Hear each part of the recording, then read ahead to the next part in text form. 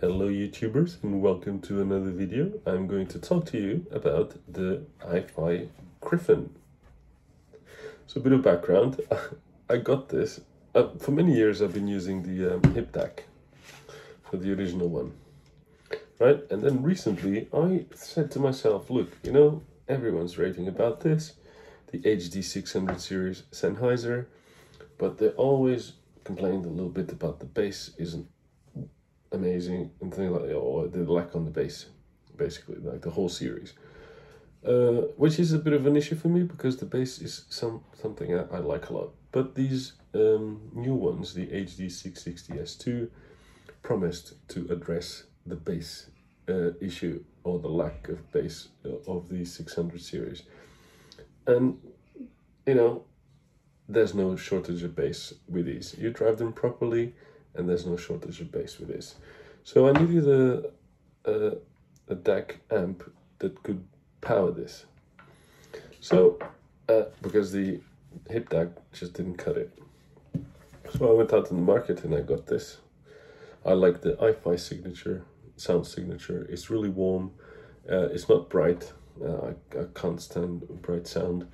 I think it's to do with the burr brown sound, and that's what they say in the reviews. I think they share the same kind of a sound signature. Yeah, and they share some features as well, like the X bass. It's also here. They got the same outputs here, balanced in 3.5, and then they got the X bass feature. But the Gryphon shares those features, but it adds a few more. So you got like, together with the X bass, you got something called X space, which is supposed to widen the sound stage, but I never really used it. I don't like that sort of thing. And together with the ports at the front, you also have the ports at the back. And for some reason, right, as I was trying my HD 660 S2s, I was like, for some reason I connected it to the back on the balanced port here, and I did find that the sound coming out the back is actually tighter and cleaner than the sound coming out to the front. It's not much, but you can definitely feel it. So and I'm like, what's going on, you know? And is it two different circuits? And I think it is two different circuits, and the reason I say that is because the X bass feature works at the front and at the back, but there's this little switch here, which is an IE match, which is to protect high impedance earbuds. It doesn't work with the sound coming out the back. It only works with the sound coming out the front. So is that the difference that you hear in sound? I don't know. But the sound from the back definitely sounded, you know, cleaner and better, just a little bit better. Funnily enough, not so loud as at the front. The front is a little bit louder than the back, but still plenty loud for someone who loves their hearing. A feature that I really like about the Gryphon is this screen, right? So whereas with the hip DAC, you know, there's no screens, there's nothing, you know, there's some lights that's supposed to tell you what the bit rates are and things like that. So there's a bit of communication there, which the Gryphon also has, right? So the same similar lights for the bit rates and things. But the screen tells you that in a much more easy way to understand. So you got that, you got the volume, then you got a series of features here. So if I press the menu here, then you can see it's got like all these features here, and it's quite comprehensive, the list of features here. My favorite features are the filter. So it's got a filter, it's got like a volume limiter, which can be really useful, and it's got a dual port charge, I think they call it. So basically, where you connect your USB to a laptop, it allows you to charge at the same time, and that is a really good feature. You can't use that feature with a phone. I think, especially iPhones, they will say that, you know, because obviously you'll be taking battery from the phone. But if you have a laptop or a computer, then you can charge it by the same cable, and that's a really, really good feature. In terms of the filters, I have to mention, so they got a few filters here, as you can see. So they got standard, bit perfect, and GTO.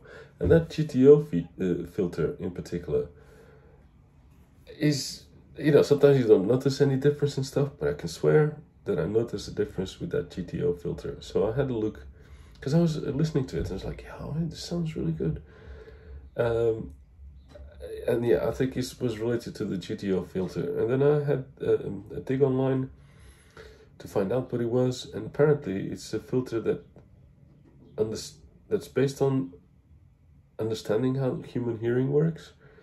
So makes the sound more musical, and I think it works. So I really like that filter, really good. So that's a feature that, for example, you won't get with the HipTac. The original one, or the HipTac 3, either. So overall, I'm very impressed with the Gryphon. I think it's a fabulous device. It's got Bluetooth, although I haven't tried it, but it's got all the codecs that you can imagine.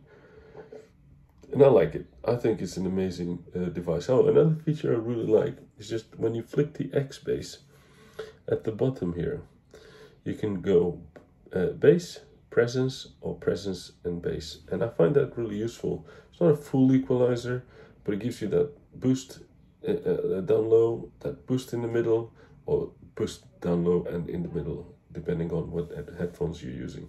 So I found myself flicking that switch quite a lot. Yeah, so I'm very, very happy with it. It powers the Sennheiser 660S2s better than the Chord Mojo. The Chord Mojo struggles a little bit more, especially at the low end. The Gryphon wipes the Mojo's ass. However, I'm not keeping the Gryphon, and I'm keeping the Mojo, because the Mojo is just better at everything else. And the bass isn't bad, it's super resolving, and the whole sound is super resolving. It just doesn't really cut it in terms of owning it, like there's no authority. I feel that there is no authority with high impedance headphones. And remember, I wanted an amplifier that worked, or a DAC amp that worked with the Sennheiser 660S2. So the Gryphon is really good. It doesn't do anything wrong, but it's not special. And the Mojo is special, right? Whereas the sound in the Mojo is just different, it's special, it's super resolving. The Gryphon is more traditional sound, it's super clean compared. So let's say these two, they got the same sound signature, same kind of an hi-fi sound. This one is really good, but this one takes it a notch up, and it's just clearer, more refined sounds here and there, more punchy in the bass, more authority, and it drives high impedance headphones better than the Mojo does. But why am I not keeping the Gryphon? Yeah, it's not special, it's just better in the traditional sense, but the Mojo is more special. And I have with me, and I've had for years, this amplifier here, which is an L30. So now if I connect the Mojo to this L30, and then this combo powering the Sennheisers, then all of a sudden that issue of authority, that issue that the Mojo was struggling to own, to command the Sennheisers properly, is gone. So this combination now you got Mojo sound with all its glory, with the added beefed up, and so this combination here is much better than the Gryphon on its own. So there's no case for me to keep the Gryphon. I don't use the Bluetooth. I mean, you could have this in a stereo and then feed the Bluetooth, but I'm into high resolution audio. I don't like Bluetooth codecs. if I can avoid it. Yeah, to be fair, I haven't even tried aptX or whatever it is, LDAX and things like that, but I understand there's a lot of complications with streaming quite a high volume of data through Bluetooth. So yeah, so that's my 2 cents for the Gryphon. I really like it. I think it's special. You can't go wrong by getting it, but my heart isn't with it in the way that is with the Mojo 2. So thank you very much for watching. Hope you liked it. If you liked it, press like, and thank you very much to all my subscribers. It's a small channel. I just do this just for fun, just to share my impressions, and hopefully you find this useful. And if you do, say it in the comments. If you have anything else, say it in the comments. Thank you very much, and see you next time.